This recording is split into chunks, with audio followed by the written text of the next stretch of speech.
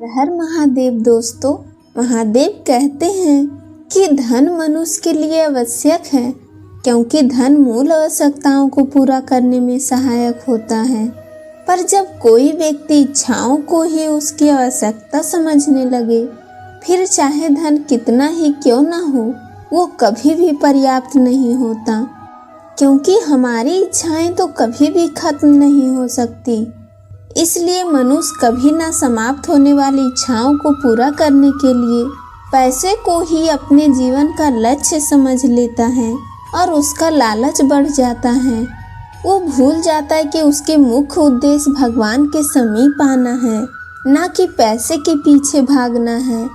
ऐसे लालची व्यक्ति को तो अपनी मृत्यु के समय भी यही दुख रहता है कि उसे क्या नहीं मिला और क्या रह गया।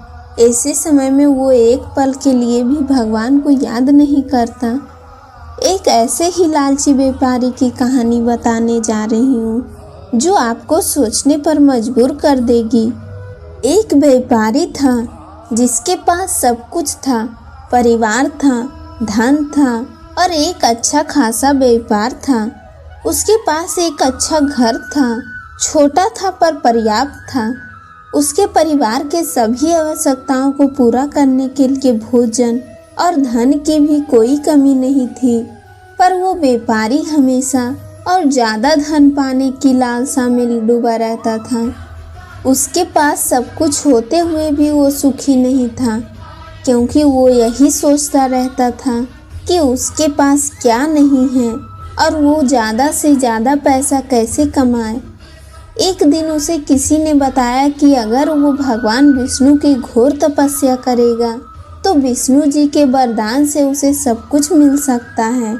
और धन पाने के लोभ में वो भगवान विष्णु जी की तपस्या करने के लिए निकल गया और वो कई वर्षों तक विष्णु जी की तपस्या करता रहा। भगवान विष्णु ने उसकी तपस्या से प्रसन्न होकर उसे दर्शन दिए और मनचाहा वरदान मांगने के लिए कहा।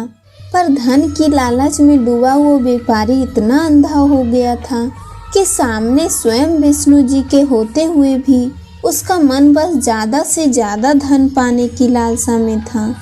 उसने वरदान में पूरे संसार की भूमि मांगी और कहा कि इस पूरे संसार की भूमि पर सिर्फ मेरा ही अधिकार हो और सारा का सारा धन मेरा हो जाए। मैं जिस भी चीज़ को देखूं तो वो मेरी हो जाए। तो विष्णु जी ने कहा कि क्या मैं पूछ सकता हूँ कि तुम्हें इतना कुछ क्यों चाहिए? तो उसने कहा कि मैं हर पल बस सुखी रहना चाहता हूँ और धन ही सुख का एकमात्र साधन है। जिसके पास जितना धन है वो उतना ही ज़्यादा सुखी है। और फिर विष्णु जी ने उसे ये वरदान दिया कि जिस भी चीज़ पर उसकी नज़र पड़ेगी वो उसकी हो जाएगी। ये वरदान पाने के बाद तो मानो वो व्यापारी जैसे पागल ही हो गया। उसने सोचा कि अगर वो दौड़कर इस पूरे संसार को देख लेगा तो ये सारा संसार उसका हो जाएगा। यहाँ से वहाँ, वहाँ से यहाँ, वो चारों दिशाओं में भागने लगा और जो भी उसे दिखता गया वो उसे अपना बनाता गया। पर उसका लालच कम नहीं हुआ, बल्कि वो और बढ़ता गया। लगातार बिना रुके भागने से उसका शरीर उसका साथ देने में असमर्थ हो गया। धन के लोभ में इतना अंधा वो हो चुका था कि वो मूर्ख व्यापारी ये भी भूल गया कि उसके शरीर के सहन करने की भी एक सीमा है। और अंत में उसके शरीर ने ही उसका साथ छोड़ दिया। उसकी वहीं पर मृत्यु हो गई। और सोचने वाली बात तो ये है कि अंत में उसके पास सिर्फ उतनी ही भूमि रही जिस पर कि उसका मृत शरीर पड़ा हुआ था।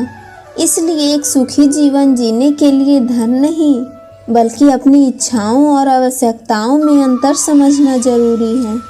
पर कई लोगों के मन में ये ख्याल भी आता है कि अगर जिसके पास पहले से ही अधिक धन हो तो उसे क्या करना चाहिए।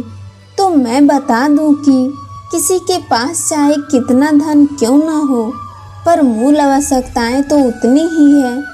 तन ढकने के लिए वस्त्र, पेट भरने के लिए भोजन और रहने के लिए घर, इन आवश्यकताओं के पूरा होने के बाद जो भी है वो बस इच्छा है। जो व्यक्ति आवश्यकता और इच्छा में अंतर समझ जाता है वो हमेशा एक सुखी जीवन जीता है, और जो बस इच्छाओं के पीछे भागता रहता है वो जीवन में कभी भी खुश नहीं रह सकता, कभी भी नहीं।